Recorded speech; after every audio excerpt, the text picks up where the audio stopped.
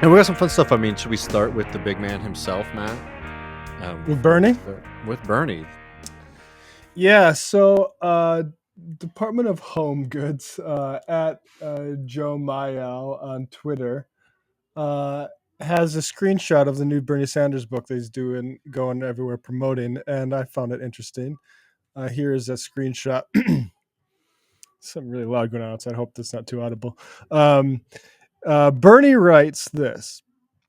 Um, it continues from the past section about candidates that were still seen in many circles as credible. Two of the leading moderate Democrats in the race, Pete Buttigieg and Minnesota Senator Amy Hell yeah. Klobuchar, abruptly canceled their candidacies and endorsed Biden. Both flew to Texas, the most hotly contested of the primary states, to appear with the former president. They were joined by another former candidate, Texan Beto O'Rourke, in a highly choreographed show of support.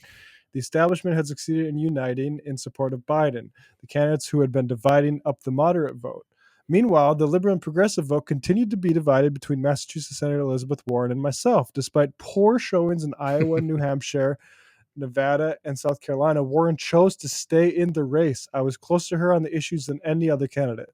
But at a point where her endorsement could have been significant in a number of Super Tuesday states, she chose not to give it. Yeah. I mean, the thing is, like, That's, no revelations there in the yeah. sense of, like, we all know, but glad to hear Bernie, like, speaking true about what happened there. Because, I mean, nothing short of, like, I mean, that is, like, the betrayal.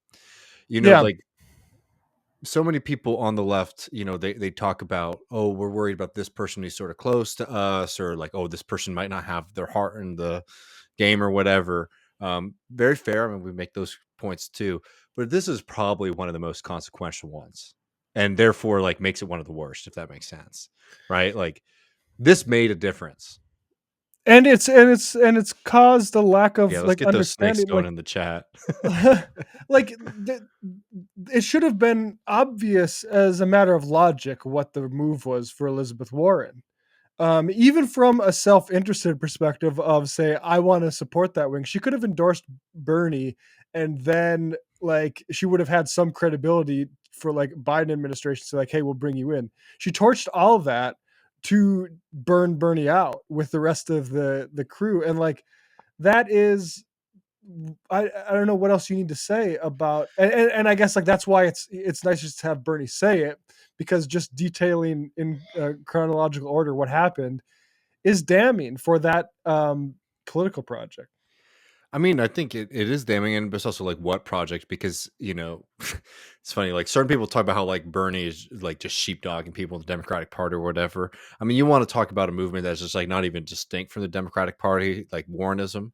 Right. Um, like, yeah, like, it's great. They want to, like, return to like some level of bank regulation. Not particularly radical. Even within that party, and the bigger question there is always going to be the question in politics, is the question with Bernie, it's the question with Marianne Williamson, anybody.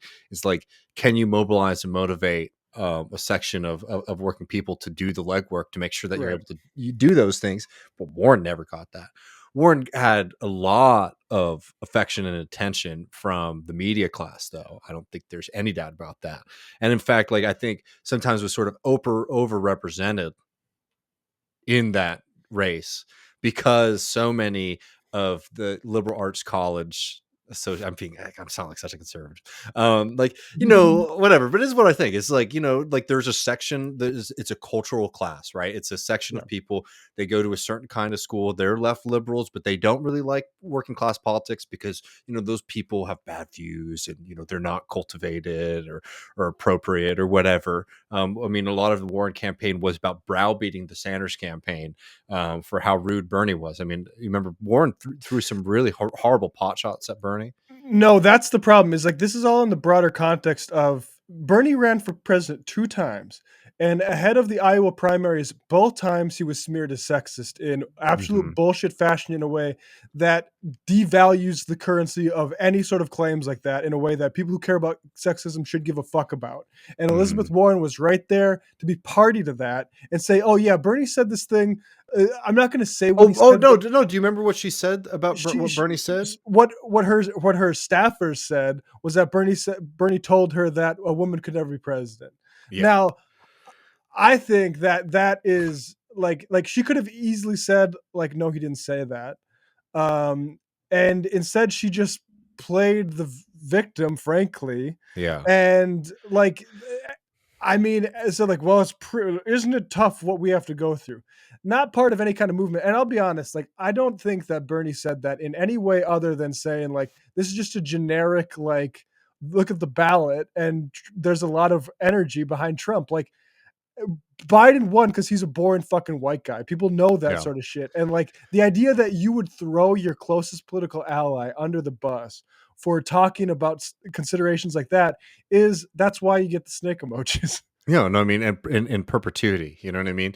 Like, there's been times and the thing that's always so funny about these conversations, I think, is that like, look, there are going like bump steer of the year last year, right? Jayapal, right? There are going to be votes that she's going to make that I'm going to be like, great, I'm glad that she voted that way, right? Like, Yeah. I think it's okay to be able to recognize these people are not our friends and they will stab us in the back. I mean, look, all those people who, I mean, I don't know if we talked about this together, Matt, or if I just did it on the Griscom stream, but do you remember the vote to condemn socialism that they did recently?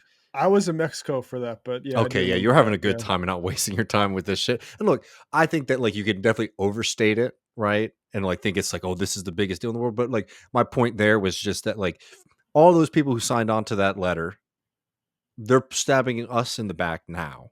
Hmm. What do you think they're going to do when it In the matters? front. Yeah. Right? Yeah, they're Yeah. stabbing you in the front. Yeah, exactly.